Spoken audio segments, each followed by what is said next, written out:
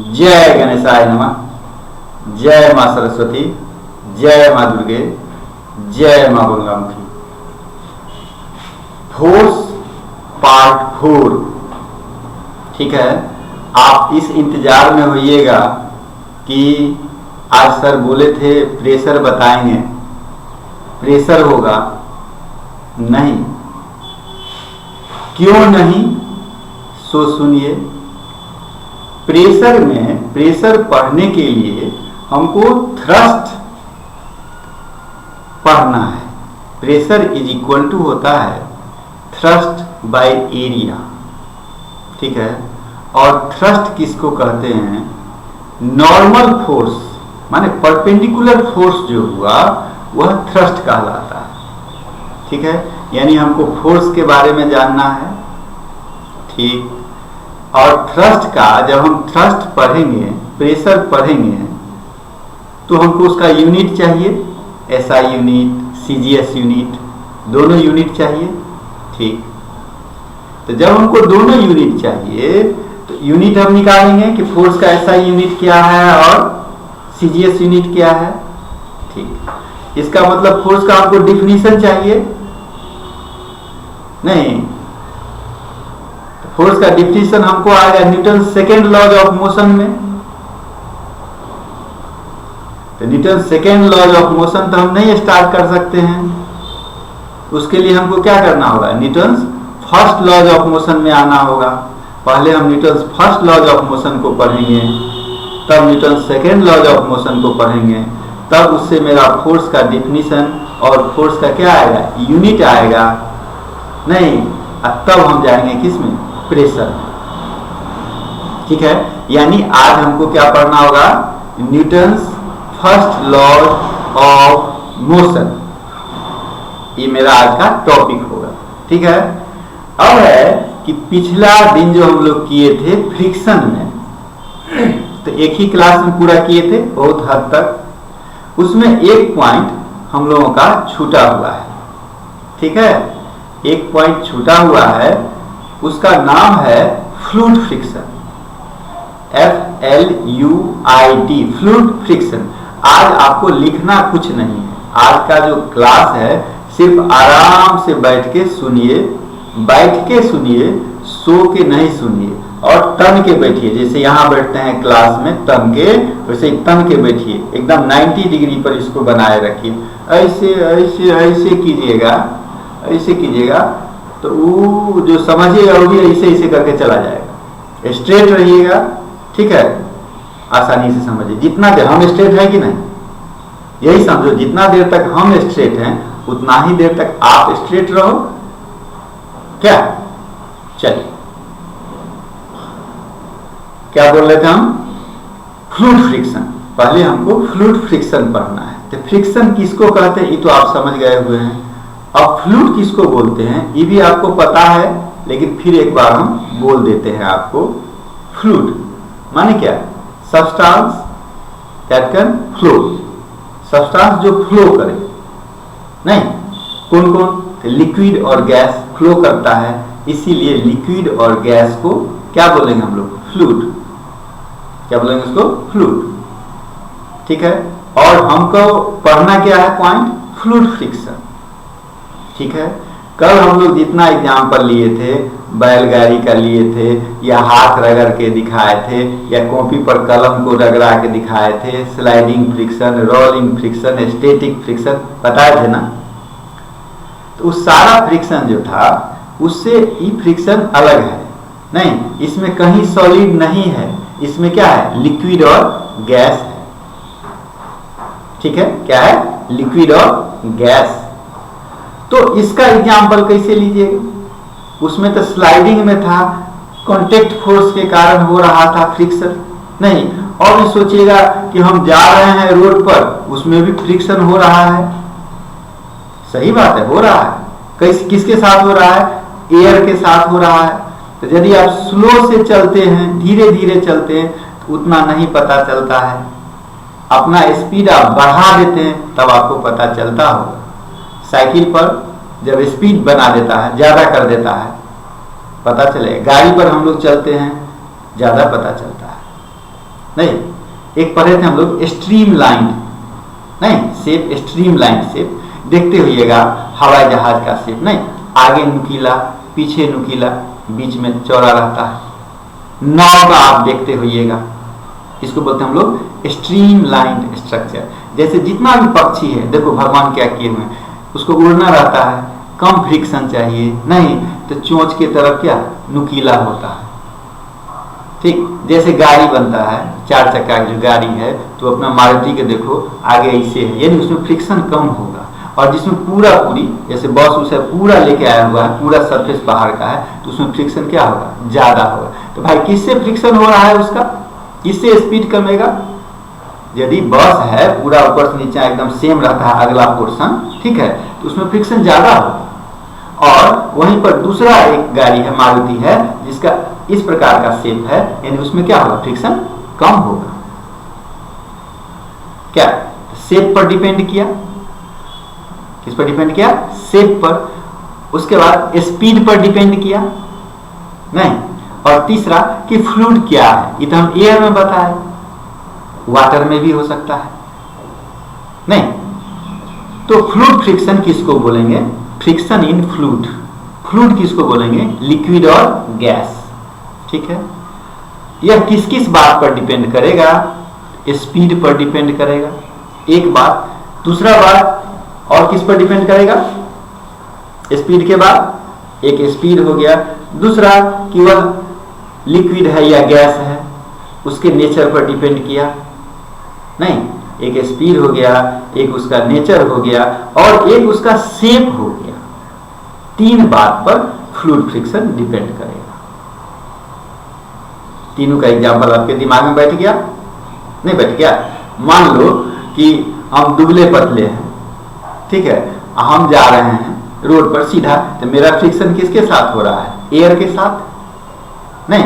कोई खूब मोटा तगड़ा आदमी होगा, हमको 4 को मिला करके एगो बनेगा, क्या वो भी जा रहा है, तो उसको फ्रिक्शन ज्यादा होगा, क्योंकि उसके कांटेक्ट में उतना एयर आ रहा है, उतना को चीरते हुए जा रहा है वो। तो यहां स्लाइडिंग नहीं होके यहां कोलिजन होगा, टक्कर, क्या होगा, कोलिजन। कोलिजन भी एक पॉइंट है फिजिक्स का, जिसके बारे में फिर हम आगे पढ़ेंगे, इसलिए इस पॉइंट को यहां हम डाल दिए हैं आपके दिमाग में कि कोलिजन एक पॉइंट है, ठीक है। कोलिजन का मतलब टक्कर, अपना भाषा में समझो ना कि ठोकर मार देना, नहीं कोई साइकिल वाला को ठोकर मार दिया, कोलिजन, नहीं। इसके बारे में भी पढ़ेंगे। तो क्या क्या पढ़े हम लोग, फ्लूइड फ्रिक्शन पढ़े, फ्लूइड फ्रिक्शन किसको कहते हैं वो चीज पढ़े। फ्लूइड फ्रिक्शन में क्या होगा, स्लाइडिंग होगा, नहीं, क्या होगा, कोलिजन होगा। और फ्लूइड फ्रिक्शन किस किस बात पर डिपेंड करता है, स्पीड पर, मान लो तुम स्लो से चला रहा है गाड़ी, हम गाड़ी तेज चला दिए, एक बात। दूसरी बात कि हवा में चल रहे हैं कि पानी में चल रहे हैं, यानी सब्सटेंस के नेचर पर डिपेंड करेगा, लिक्विड है या गैस है, क्या पानी में चलेगा कि तेल में चल रहा है, क्या अलग अलग है। और तीसरा बात है कि शेप पर डिपेंड करेगा कि शेप मेरा क्या है, ठीक है। ये चीज खत्म, यानी ये चीज अपना ड्यूज था, एक लोन था, एक हिसाब से समझो, पिछला चैप्टर का, उस लोन को अभी हम लोग खत्म कर दिए, ठीक है।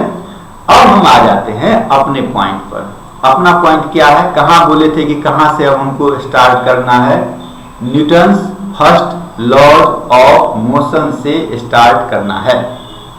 न्यूटन साहब, जैसे जैसे तुम बड़ा होगा, न्यूटन का यहां हम लोगों को 3 रूल दिया, Newton's first law of motion, Newton's second law of motion और Newton's third law of motion, 3 दिया। लेकिन 3 नहीं है, और है, न्यूटन्स लॉ ऑफ कूलिंग है, और सारा है। और जब तुम सब पढ़ेगा, 9, 10, 11, 12, ग्रेजुएशन, पीजी, पढ़ते जाएगा, बहुत सारा नियम आएगा न्यूटन साहब का। लेकिन यदि गौर से देखेगा तुम और डीप स्टडी करेगा उसके पीछे, तो सारा रूल एक ही है। इस बात को दिमाग में रखे रहो, और जैसे जैसे तुम्हारा क्लास बढ़ेगा, 11th में जाएगा, 12th में जाएगा, ग्रेजुएशन में जाएगा, पीजी में जाएगा, जहां भी जाएगा, इंजीनियरिंग कॉलेज में जाएगा, मेडिकल कॉलेज, जहां भी जाएगा, फिजिक्स पढ़ेगा, ठीक है, और न्यूटन्स लॉज आएगा, तुम ध्यान देना कि आज का ही कंसेप्ट और सेकेंड लॉ, थर्ड लॉ सब में वही है, सारा रूल एक ही है। ये तुमको पता अभी नहीं चलेगा, जब तुम डीप स्टडी करेगा तब पता चलेगा। ठीक, तो मेरा पॉइंट क्या हो गया, Newton's first laws of motion, पहला रूल क्या है। ठीक, 3 रूल है आपको पढ़ना, अभी आपको 3 ही रूल हम बताएंगे, जिसमें पहला रूल आपको हम बताने जा रहे हैं, फर्स्ट लॉज ऑफ न्यूटन या Newton's first laws of motion. इसमें समझने में कोई दिक्कत नहीं है। Newton's first law of motion, motion आप जानते हैं क्या, न्यूटन साहब मोशन के लिए क्या फर्स्ट रूल दिए, फर्स्ट लॉ क्या दिए, तो न्यूटन साहब जो दिए सो दिए, ठीक है। इसका एग्जाम्पल आप अपने हैं, क्या है सो पता है, वही रूल हो गया न्यूटन का। जैसे हम कह रहे हैं कि आदर्श सोता है तो सोते ही रहता है, आदर्श सोता है तो सोते ही रहता है तब तक जब तक कि उसको दादी जगाने नहीं गई। बात समझा, आदर्श सोता है, सोता ही रहता है तब तक जब तक कि उसको दादी जगाने नहीं गई है। यानी वह सो रहा है तो सोता ही रहेगा यदि कोई बाहरी आदमी उसको जगाने नहीं आया। ठीक, एक बात। चलो दूसरी बात, एक दूसरा बच्चा का नाम ले लो, कहेगा आदर्श की हमारा ही खाली बुराई करते हैं, ठीक है। एक दूसरा बच्चा है जिसका नाम है तन्नू, ठीक है, क्या नाम है उसका, तन्नू। वह जिस डायरेक्शन में जाना चाहती है उसी में जाती रहती है, उसी डायरेक्शन में बढ़ती जा रही है, बढ़ते जा रही है, बढ़ते जा रही है। डायरेक्शन करने का मतलब, अब साइकिल चला रही है तो भी एक डायरेक्शन हुआ, पढ़ने का भी एक डायरेक्शन हुआ, खाना बनाने का भी एक डायरेक्शन हुआ। कहने का मतलब दूसरे भाषा में इसको समझो तो तब तक उसी डायरेक्शन में रहेगी जब तक उसको पापा मना नहीं करेंगे, ठीक है। अच्छा, तीसरा बात आ जाए, पुष्पांजलि है, ठीक है, वो जहां बैठी रहती है वहीं बैठी रहेगी, जहां बैठी रहती है वहीं बैठी रहेगी तब तक जब तक कि उसको मम्मी वहां से उठने के लिए नहीं कहेगी। मम्मी यदि उठने के लिए नहीं कही तो वह नहीं उठेगी, बैठी ही रहेगी। उसको दादी जगाने के लिए नहीं जाएगी तो वह सोते ही रहेगा। और यह जिस डायरेक्शन में चला रही है साइकिल या गाड़ी या जो भी कर रही है वह करते ही रहेगी यदि उसके पापा नहीं मना करेंगे। समझ गए बात, यही है न्यूटन्स फर्स्ट लॉ, इसी को बोलते हैं Newton's first law of motion. अब फिजिक्स है, साइंस है, उसको इस टाइप से आपको समझना हो क्या कि यदि कोई बॉडी रेस्ट में है तो रेस्ट में ही रहना चाहेगा तब तक जब तक उस पर कोई एक्सटर्नल फोर्स नहीं लगे। यानी आपके घर में टेबल जहां रखा हुआ है वहीं रखा रहेगा तब तक जब तक कि आप उस टेबल को आगे पीछे नहीं घिसकाइए। आज आप पढ़ के गए हैं डेस्क बेंच पर, पढ़ के गए हैं ना, उसको फिर कल यदि आप आइएगा उसको खिसकाइएगा तभी खिसका हुआ रहेगा, नहीं तो उसी पोजीशन पर रहेगा। यही है Newton first law of motion कि यदि कोई बॉडी रेस्ट में है तो वह रेस्ट में ही कंटिन्यू रहना चाहता है, ठीक है। इसी का दूसरा, यदि कोई बॉडी मोशन में है तो वह मोशन में ही रहना चाहता है। तीसरा, वह जिस डायरेक्शन में मूव कर रहा है उसी डायरेक्शन में ही मूव करता रहेगा तब तक जब तक कि उस पर कोई एक्सटर्नल फोर्स अप्लाई नहीं हो। यही है मेरा Newton's first law of motion. समझे बात? Body is in rest, is at rest, body in motion, is in motion, body in any direction, continue in same direction. कब तक? जब तक कि उस पर कोई एक्सटर्नल फोर्स नहीं लगता है। हो गया, यही मेरा था Newton first law of motion. अब हमको इसके बारे में बताना है, इसका एग्जाम्पल लीजिएगा ना।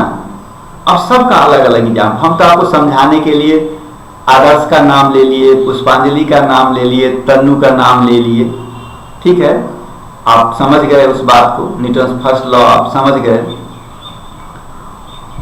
अब अलग अलग इसी जो 3 चीज इसमें बोले हैं, आप बोले हैं ना, रेस्ट, मोशन, डायरेक्शन।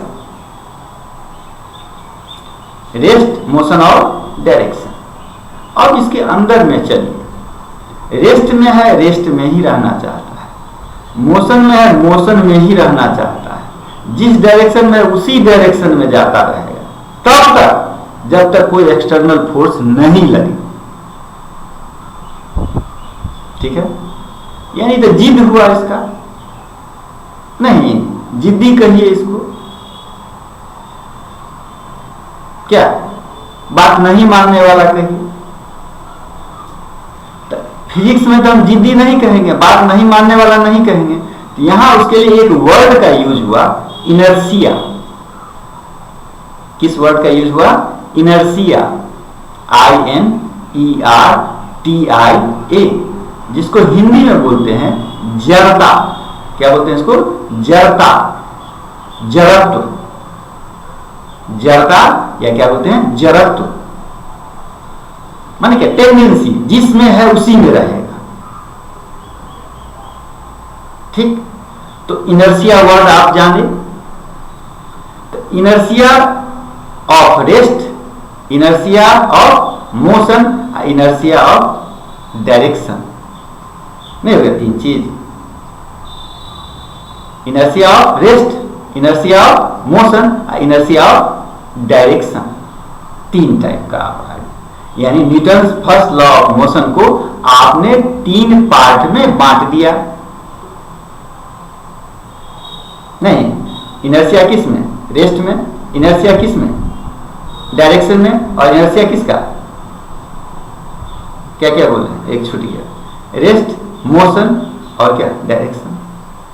अब इसका एग्जाम्पल सब लोग पहला डाले, रेस्ट का, इनर्शिया इन रेस्ट। यदि रेस्ट में है तो रेस्ट में ही रहा, उसका भी एग्जाम्पल आपको हम दिए हैं, दिया है ना।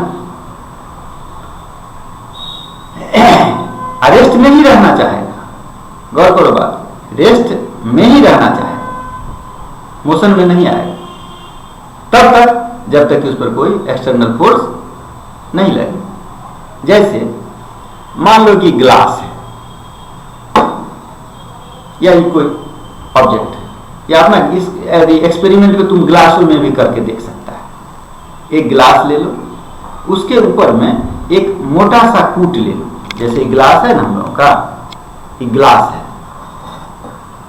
एक ग्लास है, इसके ऊपर में एक कूट ले लिए, ठीक है। हाँ, उसके ऊपर में एक सिक्का रख दो, रख दिए, स्पीड से कार्डबोर्ड को मारो, स्पीड से कार्डबोर्ड पर प्रेशर फोर्स लगा, कार्डबोर्ड तो चला जाएगा बाहर और सिक्का वहीं गिर जाएगा। इसका मतलब क्या है? इसका मीनिंग समझो। हम लोग बच्चा थे तो सर जी इसे बता दिए, क्या समझे? कुछ नहीं समझे उस समय में कुछ, जब अपने उसके डीप में गए तब समझे। यानी ये मेरा पोस्ट कार्ड था, यहां पर सिक्का रखा हुआ था, यानी क्या? वह किस स्टेज में? रेस्ट पोजीशन में है। ये खींच लिए, यानी ये कहां गिरेगा? नीचे, उसी जगह पर नीचे गिरा। एक एग्जाम्पल, लाखों करोड़ों एग्जाम्पल है, हम आपको 2-4 एग्जाम्पल बताएंगे ना। नहीं, हम आपको 2-4 एग्जाम्पल बता दिए, ठीक है। आपको क्या बताया मैं? फिजिक्स कभी भी पढ़िए, केमिस्ट्री कभी, साइंस कभी भी पढ़िए, तो उससे उसको अपने इन्वायरमेंट से, अपने घर से, अपने स्कूल को उसको रिलेट कीजिए, कोई ना कोई चीज निकालिए, हर चीज मिलेगा, हर चीज मिलेगा, हर का एग्जाम्पल मिलेगा। किताब में तो 5 एग्जाम्पल देगा, 7 एग्जाम्पल देगा, 10 एग्जाम्पल देगा, सिंपल एग्जाम्पल होगा। इसी प्रकार का कितना एग्जाम्पल होगा। घर में जहां आपका टीवी है वहीं टीवी रखा रहेगा तब तक, जब तक कि उसको कोई हटाएगा नहीं। अब अगर भूकंप आ गया तो भाई एक्सटर्नल फोर्स हुआ ना, आंधी आ गया एक्सटर्नल फोर्स हुआ ना। जब तक कोई एक्सटर्नल फोर्स नहीं रहेगा, आपसे आप नॉन लिविंग बीइंग तो नहीं शायद हो जाएगा। ठीक, अब एक दूसरा एग्जाम्पल ले लो। दूसरा एग्जाम्पल है तुम्हारा, क्या लिया जाए,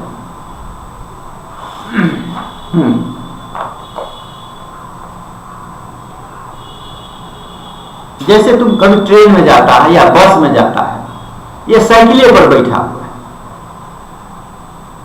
गाड़िए पर बैठा हुआ है, ठीक, कोई गाड़ी चला रहे हैं, हम पीछे बैठे हुए हैं, चाहे हम गाड़ी चला रहे हैं और तुम पीछे बैठे हुए हैं, ठीक। अब हम स्टार्ट किए, एकाएक बढ़ाए स्पीड, तुम कहां झुकेगा? पीछे की तरफ। क्यों? क्योंकि तुम्हारा बॉडी जो था वो किस में था? रेस्ट में, रेस्ट में रहना चाहा।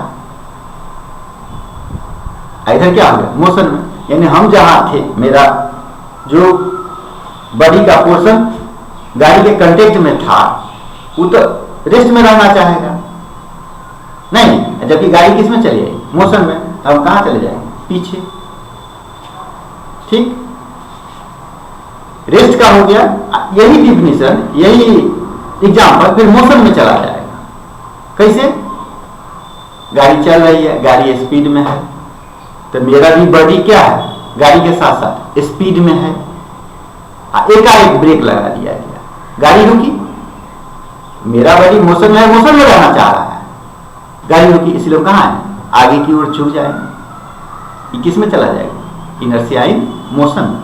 अब पहला किस में? इनर्शिया इन रेस्ट में। अब आ जाए अगला एग्जांपल ले लो।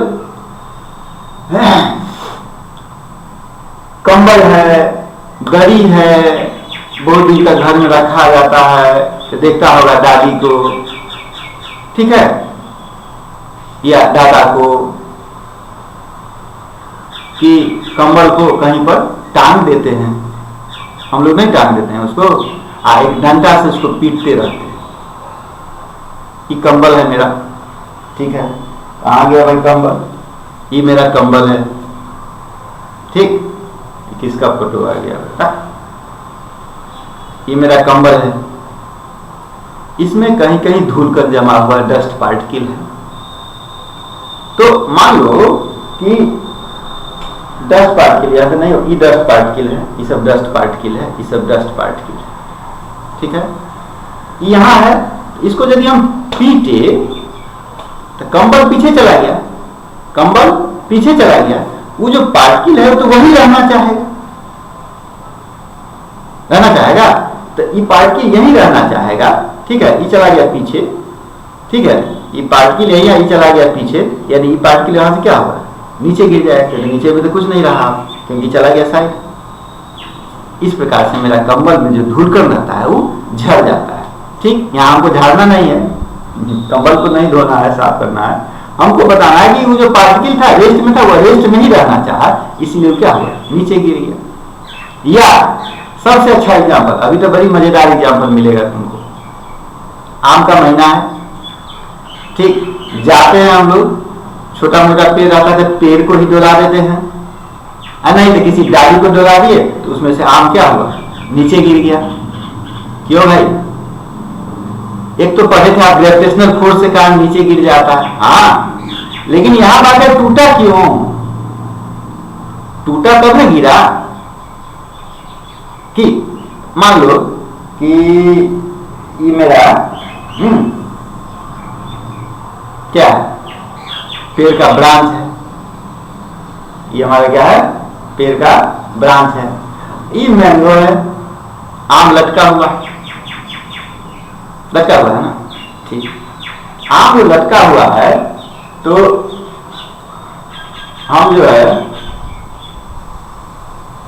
इसको डोलाए, किसको, डाली को।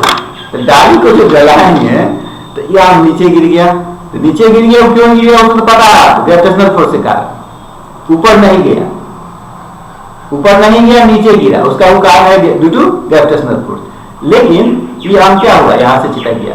यानी कहने का मतलब क्या, ये इससे अटैच है, माने डंटी से, ब्रांच से आम लगा हुआ है। हम जो ब्रांच पर फोर्स दिए, ब्रांच को डुलाए, ठीक है, तो ब्रांच को डुलाए तो ब्रांच रेस्ट में था तो मोशन में आ गया। लेकिन ब्रांच से रिलेटेड जो मैंगो था वो रेस्ट में था तो रेस्टे में रहना चाहेगा, रेस्ट में था तो रेस्टे में रहना चाहेगा। ये तो भाग गया साहब, ये तो मोशन में आ गया, वो कहां जाएगा, वो बेचारा इससे छूट गया। यही समझो कि इससे छूट गया, इससे छूट गया तो कहां गया, उसके बाद ग्रेविटेशनल फोर्स के कारण नीचे गया। समझा बात? इसीलिए एग्जाम्पल का कमी नहीं है, आप अपने से सैकड़ों हजारों एग्जाम्पल बना सकते हैं। ठीक है, देखिए आज कलम कॉपी का काम नहीं पड़ा। हाँ, जैसे और एग्जाम्पल ले लो। अब इनर्शिया ऑफ मोशन का एग्जाम्पल ले लो। इनर्शिया ऑफ रेस्ट हो गया, अब ले लो इनर्शिया ऑफ मोशन। तो इनर्शिया ऑफ मोशन का एग्जाम्पल, एक तो आपको गाड़ी वाला बता दिए हैं कि गाड़ी स्पीड में है, आप उस पर बैठे हुए हैं तो वो भी स्पीड में है, एकाएक ब्रेक लगाया, आपका बॉडी मोशन में था, मोशन में रहना चाहा ना, लेकिन ब्रेक लगाने से गाड़ी रेस्ट में आई, आप मोशन में थे, मोशन में रहे, इसलिए आगे वाला को क्या कर देते हैं, धक्का मार देते हैं। यही है इनर्शिया ऑफ मोशन, जो कि Newton's first law of motion का एक पार्ट है। Newton's first law of motion को हम लोग 3 पार्ट में बांटे, inertia of rest, inertia of motion जो कि अभी पढ़ रहे हैं, इसके बाद पढ़ें इनर्शिया ऑफ डायरेक्शन। ठीक है, अब आएगा कभी कभी देखता होगा, जैसे चलती गाड़ी से यदि कोई कूद रहा है, चलती गाड़ी से यदि कोई कूद रहा है तो वह गिर जाएगा, एक्सीडेंट उसका हो सकता है। ठीक, एक्सीडेंट से बचा भी जा सकता है। कैसे? जिस स्पीड में गाड़ी चल रही थी, बस चल रही थी, या बस से भी जब उतरता होगा, वो तो छोड़ो, बस से बस एकाएक रुकती है तब तो नहीं उतरता है, क्या थोड़ी थोड़ी चलती रहती, धीरे धीरे हम लोग उतरते हैं। तो जितना स्पीड से बस चल रही है, हम तो बस में हैं, हमारा बॉडी जो है बस के कांटेक्ट में है, तो बस जितना स्पीड में है, बस का जो मोशन है वही मोशन मेरा भी है। नहीं, नीचे जब हम उतरेंगे तो वो भी तो मोशन में रहना चाहेगा। आप उसको कर दीजिए, खड़ा कर दिया रेस्ट में, तो क्या गिरिएगा धड़ाक से, नाके टूट जाएगा, मेरा तो चश्मे टूट जाएगा। ठीक, हम क्या करेंगे, जिस स्पीड से बस चल रही थी, ठीक, उसी स्पीड से हम कुछ दूर आगे क्या होंगे, दौड़ जाएंगे, तब हम बच जाएंगे। इसको बोलते हैं एग्जाम्पल इनर्शिया ऑफ मोशन का। अब आए और लेला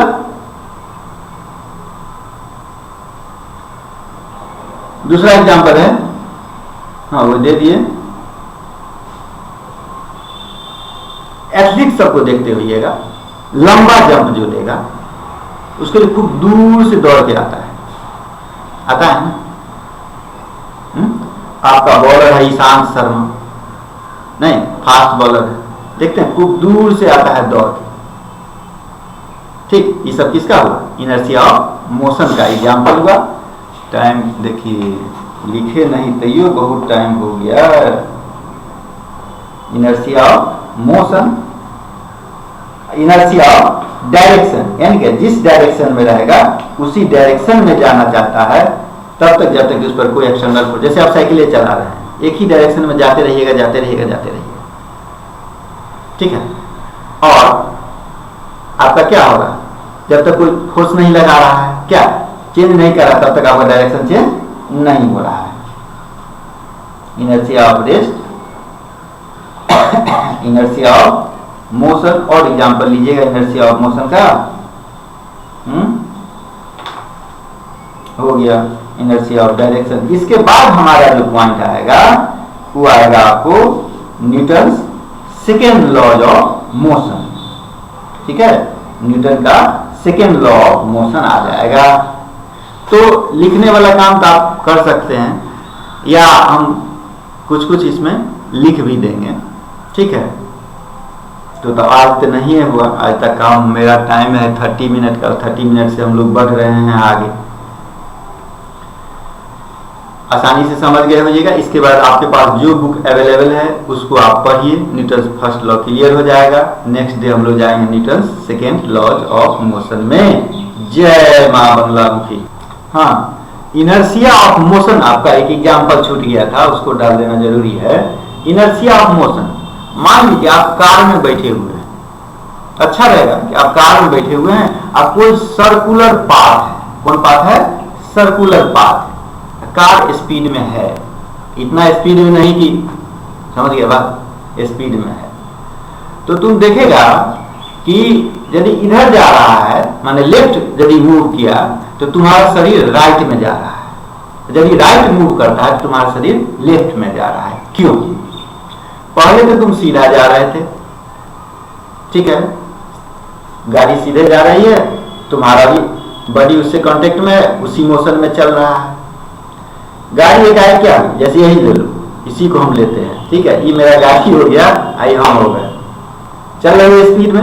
एक आगे क्या हुआ, लेफ्ट टर्न लिया, गौर करो, ध्यान दो फिगर पर, गाड़ी, ये मेरा गाड़ी है, लेफ्ट टर्न लिया, इधर जहां था वहीं में रहना चाहेगा, ये जहां था वहीं रहना चाहेगा, हम जहां थे वहीं रहना चाहेंगे, नहीं, लेफ्ट गया, हम किधर चले गए, राइट तरफ। अब इसको मान लो गाड़ी, ये हम हैं, रख दिए, जा रहे हैं, ठीक है, कोई बात नहीं। एक आगे राइट टर्न लिया, ये जब राइट टर्न लेगा, ये तो जहां था वहीं रहेगा, इससे क्या हो जाए, लेफ्ट में हम लोग क्या पढ़ते हैं, यदि इधर घूमेगी गाड़ी तो एक आए उसके अपोजिट डायरेक्शन में हम लोग झटका देता है, नहीं, यही था डायरेक्शन का, ठीक है। अब हम लोग अगले दिन आएंगे Newton second laws of motion, ठीक है। चलिए आज यहाँ पर खत्म कीजिए। जय मां बंगलामुखी।